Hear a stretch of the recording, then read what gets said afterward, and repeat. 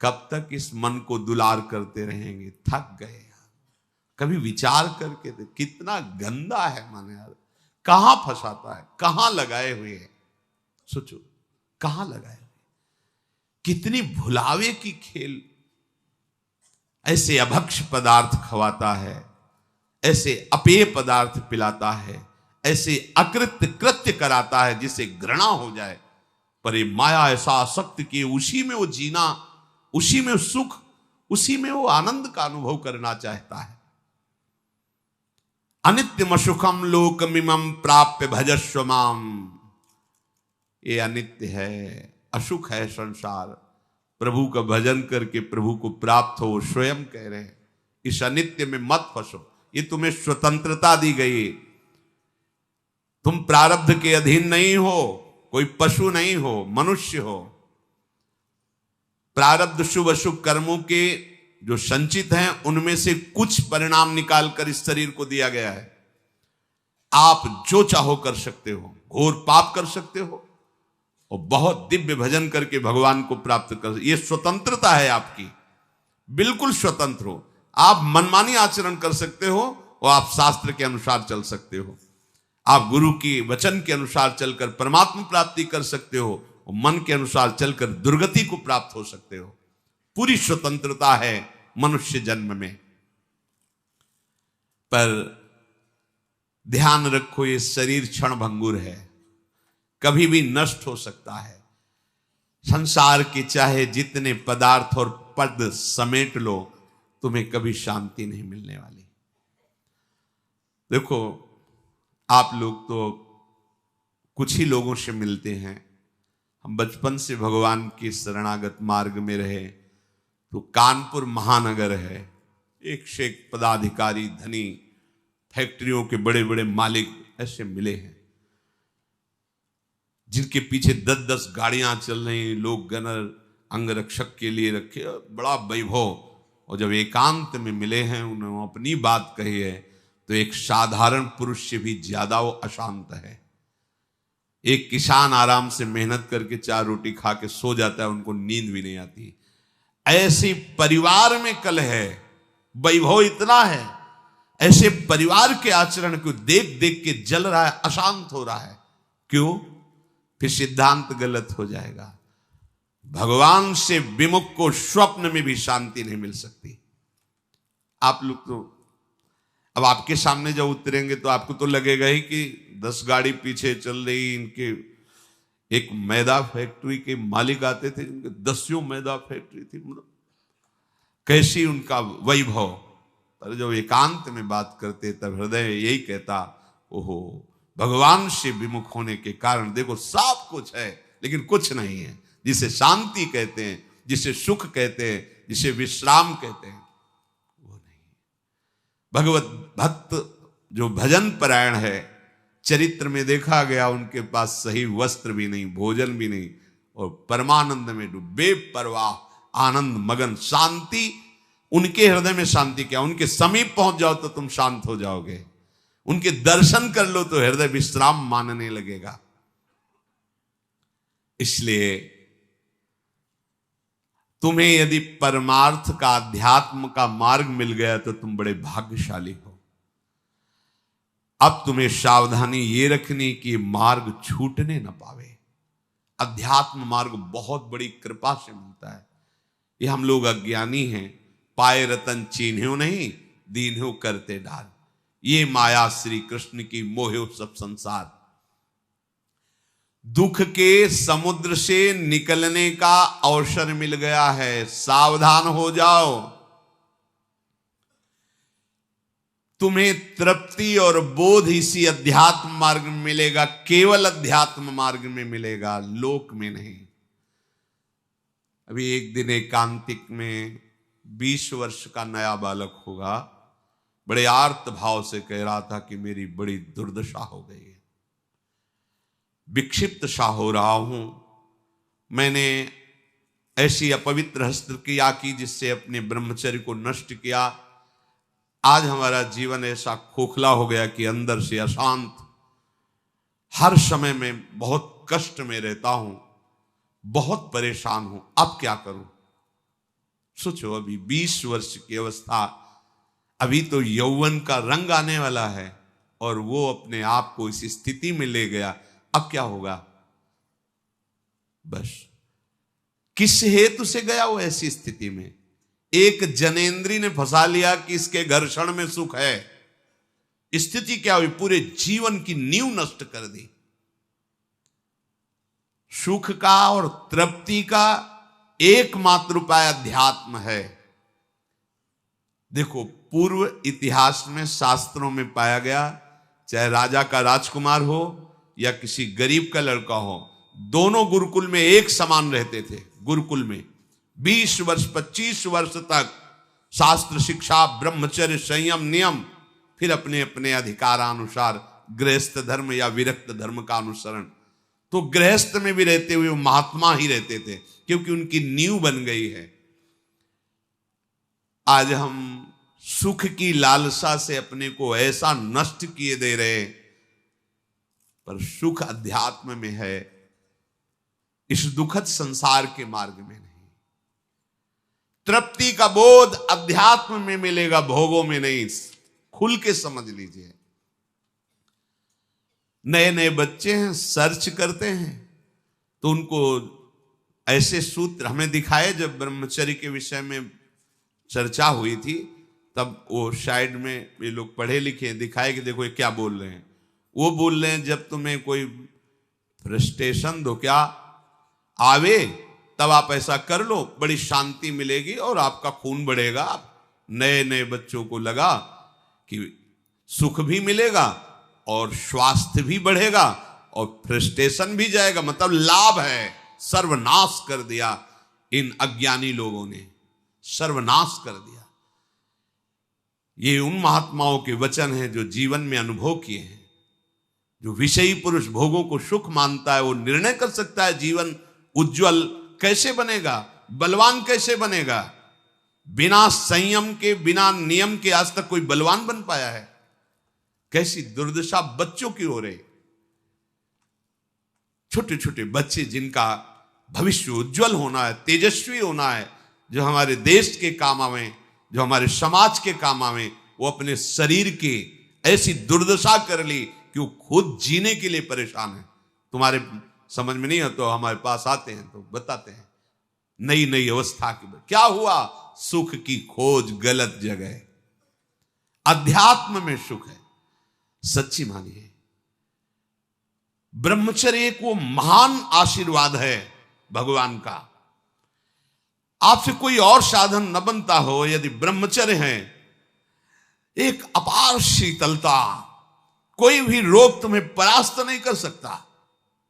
सच्ची, एक नवीन उत्साह। बुखार है, किडनी फेल है, दर्द है, एक नवीन उत्साह, एक नवीन बल तुम्हें कहीं झुकने नहीं देगा। सोचो, जिसके निकलने में तुम सुखानुभव करते हो, उसको रोकने में कितना महान सुख होगा। पर ये बातें ना तो स्कूलों में बैठ के समझाई जाती हैं, क्योंकि यह अध्यात्म मार्ग की नींव है। और आजकल सुविधाएं ऐसी बन गई, संसार के सुख का दर्शन, संसार के सुख का ही आकर्षण। तो छोटे छोटे बच्चे सब, अब ये आगे चलकर क्या इनकी जीवनी होगी। जिसके जीवन में संयम नहीं है, व्यभिचार प्रवृत्ति आ गई है, चाहे स्त्री हो या पुरुष हो, स्वप्न में भी सुख प्राप्त कर सके असंभव। शुभ गति व्यभिचारी, व्यभिचारी की कभी शुभ गति सवाल नहीं उठता। अरे बाहर मरने के बाद जो होगा उसकी बात जाने दो, जीते जी तुम जीने लायक नहीं रहोगे। यदि ब्रह्मचर्य के साथ खिलवाड़ करोगे तो जीने लायक नहीं रहोगे। देख लो परिणाम आत्मवंचित करने वाला होता है। मान जाओ, मान जाओ, ये खिलवाड़ बंद करो। गृहस्थ धर्म में शास्त्र आदेश है संतानोत्पत्ति के लिए। बार बार हम प्रार्थना करते हैं, यदि आप कुछ वर्ष ब्रह्मचर्य रहकर नाम जप करें, फिर संतानोत्पत्ति की सेवा भगवान की सृष्टि वर्धक, तो आप देखेंगे आपका पुत्र तेजस्वी, बलवान, बुद्धिमान, धर्म का पालन करने वाला। जब आप ही बेविचारी हैं तो आपकी संतान क्या होगी? आप ही धर्म भ्रष्ट हैं तो आप क्या प्रकट करेंगे? जहां मां की महिमा का वर्णन किया जाता है, पहला पद इस सृष्टि में सबसे बड़ा मां का है। एक सन्यासी भी जब मां को देखता है तो दंड सहित साष्टांग दंडवत करता है। पिता उसको साष्टांग दंडवत करता है, लेकिन मां को वो साष्टांग दंडवत। मां के सामने कोई दूसरा पद नहीं, सबसे पहला पद। जब हमारे पवित्र आचरण नहीं होंगे तो हम क्या अपने बच्चों को शिक्षा दे देंगे? क्या उनको आगे बढ़ाएंगे? अध्यात्म का परिचय ही नहीं तो हम क्या बताएंगे? भोगों में तृप्ति आज तक किसी को नहीं मिली, यही भगवत प्राप्ति में सबसे बड़ी बाधा है। ज्यों ज्यों तुम भोग भोगोगे वैसे ही वैसे भोग आसक्ति बढ़ती चली जाएगी। इसलिए संतों का अनुभव मान लो, विषयान विषवत त्यज्य। भोगों से डरो जैसे विष से डरा जाता है। देखो अज्ञान की वृत्ति, जैसे अपने लोग संत वेश में हैं, भगवत मार्ग के पथिक है, हमारे सामने मदिरा की बोतल रखी जाए तो कैसा? जानते नहीं मैं साधु हूं। और अगर भोग की बात हो तो कैसा? उत्तर अपने आप से ले लो, दूसरे के उत्तर देने की जरूरत नहीं। हमारे सामने मांस रखे तो कैसा? एकदम बिगड़ जाएंगे। त्याज्य घृणित वस्तु आसुरी भाव की हमारे सामने रखते हो। और अगर भोगों की बात आए तो क्या वैसे ही हमारे अंदर बात आती है? त्याज्य विषय को हमारे सामने चर्चा, अलम विषय वार्तया नरक कोटि बीभत्सया, कैसा होता है? क्या हमारे सामने जो त्याज्य वस्तुएं आती हैं हम कभी उनको पाने की इच्छा भी करेंगे क्या? विष के समान हम मदिरा को देखेंगे, मांस को देखेंगे तो उसी कोटि का है हमारे लिए वो भाव विषय भोगों का। उसको तो हम अलग करके देखते, अरे नहीं ये कैसे हम पी सकते हैं, कैसे दे? और वो बड़े शौक से हमारा मन राजी हो जाता है। नहीं, ये भुलावा है, सावधान, एक ही कोटि है, एक ही लाइन में रखा गया है। यदि परमार्थ अध्यात्म के पथिक हो तो ऐसा नहीं। भोगों को संतों ने कहा यदि अध्यात्म मार्ग में चलना है तो विषयान विषवत त्यज्य। जैसे विष को हम खा नहीं सकते, चाहे सुंदर रबड़ी में डाल के दिया जाए या खीर में डाल के दिया जाए, कोई हमें कान में बता दे कि विष है, इसमें विष मिला है, बस अब हम खा नहीं सकते, चाहे हाथ जोड़े चाहे पैर जोड़े। गुरुजनों ने कहा कि विषय विष से भी बड़ा भयानक है, मत भोगना। फिर हम ये बात क्यों स्वीकार नहीं कर पाते? जैसे रबड़ी में बहुत रति है, पर आके कोई बता दे इसमें विष मिला है तो बिल्कुल नहीं खा सकते। जबरदस्ती खवाना चाहे तो नहीं खा सकते, पर विषय, शास्त्र और गुरुजन कह रहे हैं विषयान विषवत त्यज्य। विषय बड़ा भयंकर विषय। विष तो एक शरीर नष्ट करता है, विषय तो अनेक जन्मों तक संस्कार विषय के फैला देता है। फिर हम राजी क्यों हो जाते हैं? क्या बात है? क्या गुरुजनों के अनुभवों पर हमारा विश्वास नहीं, या हम अध्यात्म मार्ग के पथिक नहीं? वो चैप्टर ही हमारा नहीं है। हमारा मार्ग अध्यात्म मार्ग है। चाहे गृहस्थ हो चाहे विरक्त हो, एक पत्नी व्रत धारण करने वाला गृहस्थ ब्रह्मचारी ही माना जाता है। जो केवल संतानोत्पत्ति के लिए गृहस्थ क्रिया करता है उसे ब्रह्मचारी ही माना जाता है। नाम जप करते हुए अतिथि सेवा, परिवार का पोषण, वो साधु ही माना जाता है। हमारे मन में जो भोगों की स्फुरणा होती है उसके कई कारण होते हैं। एक तो होता है संचित पाप राशि जो पूर्व में जमा है, प्रायः इसी से भोग स्फुरणाएं होती है। दूसरा संग से होती है। आपकी पाप राशि से स्फुरणा ना हुई तो कोई भोगी पुरुष ऐसा मिला, परमाणु होते हैं। पूज्य श्रीधर बाबा की कुटिया में जब जाते थे, आप सच्ची मानिए, घुसते ही ऐसा लगता जैसे मशीन फिट कर दी गई हो। मंत्र एकदम रफ्तार से चल पड़ता। और जे 8 बजे रात्रि के जाते थे, चरण चापने जे ही उनके चरणों को स्पर्श करते, ऐसा लगता हम किसी दिव्य भावलोक में बैठे हैं। क्यों? उनके परमाणु, नाम जापक संत, रात दिन नाम जापक, ऐसे परमाणु उनकी हर वस्तु में, कोई भी वस्तु उनकी छुओ के एक दिव्यता थी उसमें। ऐसे ही जैसे वो रात दिन भजन में लगे तो उनके हर वस्तु में परमाणु, ऐसे ही रात दिन जो भोगों में लगे उनकी हर वस्तु में भोग के परमाणु हैं। सावधान, उनके आसन पर बैठना, उनकी थाल में पाना, उनका स्पर्श होना, उनका संभाषण होना, उनसे मित्रता करके उनका चिंतन करना, ये भोगों को बढ़ावा देना होगा। इसी को विपरीत देखो संतों के प्रति, उनके समीप बैठना, उनका जूठन पाना, उनको देखना, उनसे संभाषण करना, भजन का बढ़ावा होगा। देख लेना, पूर्व संचित पापों से जो स्फुरणा होती है उससे बहुत सहजता में बचा जा सकता है, लेकिन प्रगट कुसंग से जो स्फुरणा होती है इससे बचना बड़ा कठिन होता है।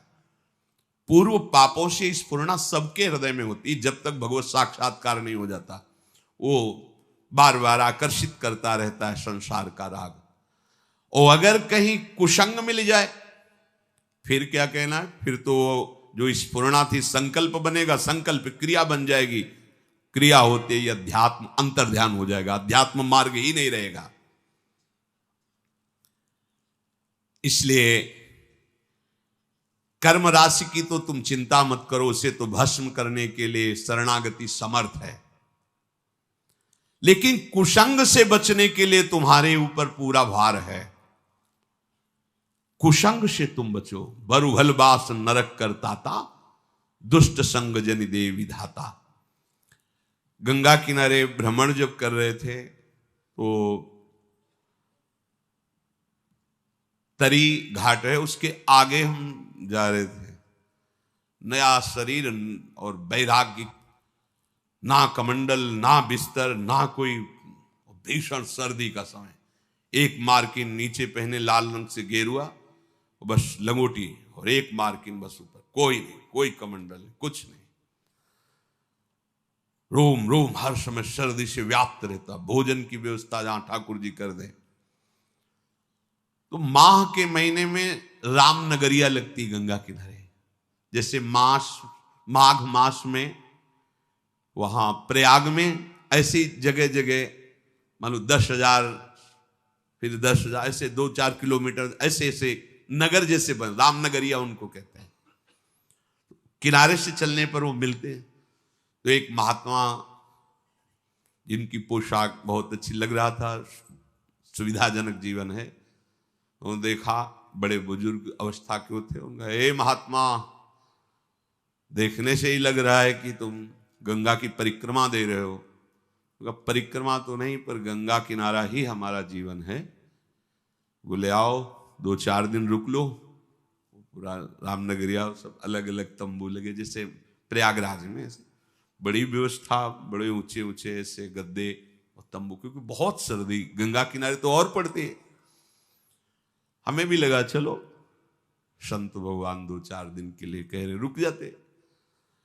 जो ही रुके 12 बजे कितने प्रकार के भोजन, खीर, ये हो, जहां रोटी भी नसीब नहीं हुआ। तो हम कहा चलो भगवान की बड़ी कृपा, 2-4 दिन जो है दोपहर में पाया। रात्रि में उन्हीं के पास शयन किया, बड़ा तंबू था, ऐसे हो ऐसे।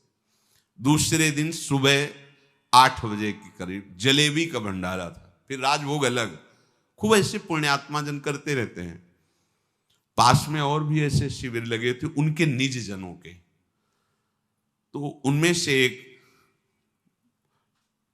प्रणाम योगी है, वो जलेबी का भंडारा संतों के लेकर, वो स्वयं लेके आए, पवाया, और कुछ भी हम कब भेंट लेते नहीं, पर जलेबी प्रिय वस्तु, मीठा खूब अच्छे से। अच्छा, पहले ये था कि पता ले आज मिला है, कई दिन ना मिले, कभी गैस की गोली नहीं खाली पड़ी, चाहे जितना पालो, 2 दिन 4 दिन नहीं मिला, सब पच गया। अब जीव ही पा करके थोड़ा ही समय हुआ, पहले दिन का राजभोग, दूसरे दिन का ये बाल भोग जलेबी, वो जलेबी बाल भोग क्या, राजभोग जैसा है, गरम गरम जलेबी। जैसे नशा चढ़ता है ऐसे दिमाग में बस। तो उनमें एक बहुत सरल और वास्तविक साधु स्वभाव के थे, वो केवल सेवा में ही रहते थे महंत जी की।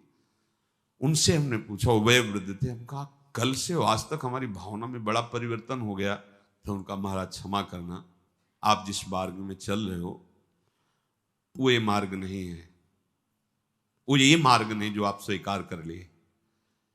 हम कहा अच्छा, हम तो सोचा एक दो दिन। बोले नहीं महाराज, आप नहीं समझ रहे हो।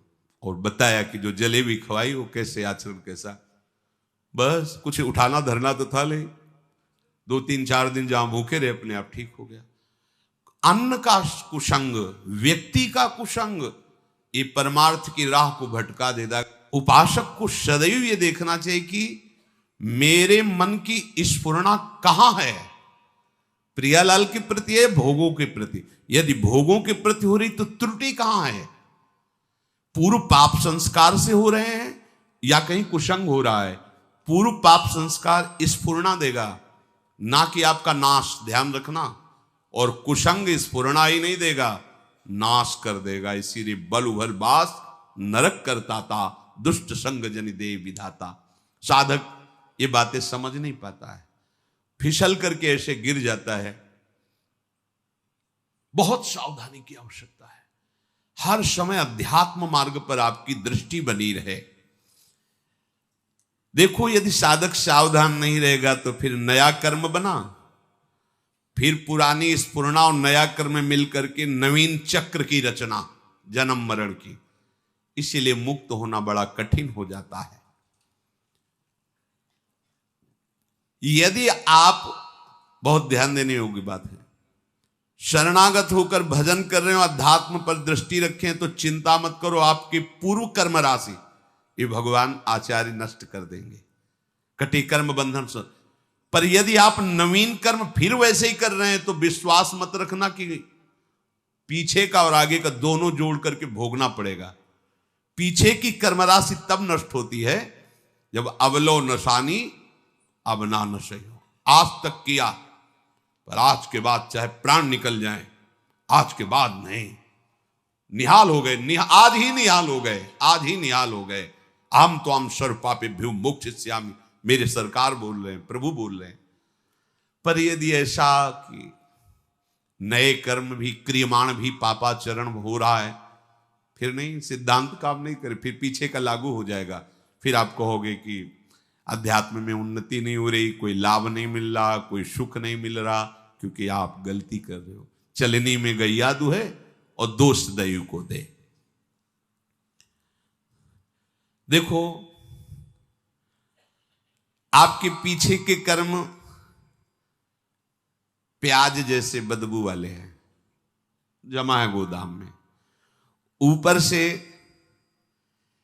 यदि केसर और कपूर लाद दिया जाए तो केसर और कपूर की गंध प्याज को नष्ट करके अपना प्रभाव दिखा देगी। नाम जब कीर्तन कथा वार्ता, यह है केसर कपूर। लाद दो अपने पूर्व पाप के ऊपर, भगवान नाम का वजन, सब दब जाएगी, उसकी दुष्प्रवृत्तियां नष्ट हो जाएंगी। अगर कहीं वायु का झोंका चले और कपूर खुला रह जाए तो उड़ जाएगा, फिर प्याजे की गंध रह जाएगी। माया का झोंका चला और आप अपने यश कीर्ति में, अपनी बड़ाई सम्मान प्रतिष्ठा में, भजन में कमी, मान सम्मान प्रतिष्ठा में बह गए तो उड़ गया कपूर। अब बचा प्याज है, उसकी दुर्गंध शुरू हो जाएगी। कितना महापुरुषों ने सूक्ष्मता से अनुभव किया है। इसलिए ध्यान रहे कि इस माया की वायु का प्रवेश आपके हृदय में ना होने पाए, नहीं दुर्गंध ही रह जाएगी, केसर कपूर की गंध नहीं रह जाएगी। ये माया के प्रवाह का, तूफान का क्या भाव समझें? सबसे ज्यादा अहंकार, इसी में सारे दोष आते हैं। मैं तपस्वी हूं, मैं साधक हूं, मैं ज्ञानी हूं, मैं ध्यानी हूं, मैं बड़ा भगत हूं। इस तरह की अगर अध्यात्म मार्ग में कहीं भी कोई भी वृत्ति है तो वो आपकी दुर्वासना जो दबी हुई है उसको उठा लेंगे। मैं बहुत नीच अदम हूं, अगर ये कुछ साधन बन रहा है तो श्री जी की कृपा से बन रहा है, गुरु जी की कृपा से बन रहा है दुर्गंध वाली बातें, पर ऊपर कपूर और केसर है, उसकी दुर्गंध आपके हृदय को परास्त नहीं कर पाएगी। उपासक धीरे धीरे अपने बुरे स्वभाव को, बुरे कर्मों को सद्भाव से, अच्छे स्वभाव से दबा देता है। नष्ट नहीं हुआ, नष्ट होता है भगवत साक्षात्कार पर। जब तक प्रभु से आंखें ना मिले तब तक विश्वास न करना कि काम हो गया। यही डर हरिवंश हित जिनो भ्रमय गुण सलिल पर, जिहि नामन मंगल लोक त्यों शिव हरिपद भज न विलंब करे। आगे चल करके प्रभु ऐसी ज्ञानाग्नि पैदा कर देंगे कि फिर वो दुर्गंध वाली चीजें ही नहीं रह जाएंगी। इसलिए जितना जीवन है एक बार हम अपने प्रभु को समर्पित करके केवल भजन में लगावें। जो भी हम कार्य करें अपने प्रभु को समर्पित करते रहें। भगवान जो बार बार कह रहे हैं ना, मेरे को समर्पित करो, भगवान को कुछ चाहिए नहीं। जैसे भगवान कहते हैं यत् करोषि, जो तुम करते हो, यदश्नासि, जो तुम खाते हो, तुम मेरे को समर्पित करो। ये दुलार है। जब हम किसी वस्तु को प्रभु को समर्पित कर देते हैं तो हर वस्तु में बांधने की सामर्थ्य है माया की। कोई भी सड़ी से सड़ी वस्तु में एक माया शक्ति है जो हमें आसक्ति से बांधती है, आसक्ति से। प्रभु कहते हैं मेरे को समर्पित कर दो। जैसे कर्म समर्पित कर दिया, अब कर्म बंधन नहीं रहेगा। भोग समर्पित कर दिया, अब वो प्रसाद हो। प्रभु तुम्हारे भले के लिए कह रहे हैं कि जो प्रभु को समर्पित कर दिया जाता है वो निर्विकार हो जाता है। बात समझो। ये भगवान तो कहते हैं कि सब तुम मेरे लिए, अगर नहीं समर्पित करोगे तो दुर्गति को प्राप्त होगे। भगवान तो नाराज होकर बोल रहे हैं। नाराज नहीं, उस वस्तु का प्रभाव है। कोई भी कर्म, कोई भी यहां की वस्तु सब बांधने वाली है। समझो पहले, सब बांधते, कोई भी व्यक्ति सब बांधता है। अपने राग से सब मुझे बांधते हैं। अगर प्रतिकूल हुआ तो द्वेष से बांधते हैं। यहां कोई मुक्त करने वाला नहीं है। एक एक वस्तु, एक एक व्यक्ति, एक एक परिस्थिति केवल बांधती है। और हम साधना कर रहे हैं मुक्त होने की। कैसे करें? भगवान करे चुपचाप जो कर्म करो मेरे को समर्पित करो। इसका रहस्य क्या है? वो कर्म तुम्हें बांध नहीं पाएगा। जो पानी भी पियो तो समर्पित करके। क्यों? क्योंकि तुम्हें बांध नहीं पाएगा। तुम मुक्त हो जाओगे। प्रसाद सर्वानंद प्रदान करने वाला होता है। तो हम लोग कहीं ऐसा न समझें कि श्री भगवान कह रहे कि तुम अपना कुछ मत मानो, जो अपना माना हुआ है वो मेरे को समर्पित कर दो। क्योंकि वस्तुता उन्हीं का है, अपना तो कुछ है नहीं। और जब हम ऐसे भाव से चलते तो कोई भी वस्तु, व्यक्ति, स्थान हमें बांध नहीं सकता। जब बांध नहीं सकता तो हमारी स्थिति क्या हो गई? जीवन मुक्त।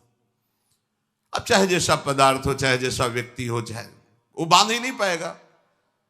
जब प्रभु को समर्पित जीवन हो गया तो अब तुम्हारा जीवन जीवन मुक्त हो गया। इसीलिए भगवान बार बार कहते अहम सरोभ यज्ञ भोक्ता, मैं यज्ञों का भोग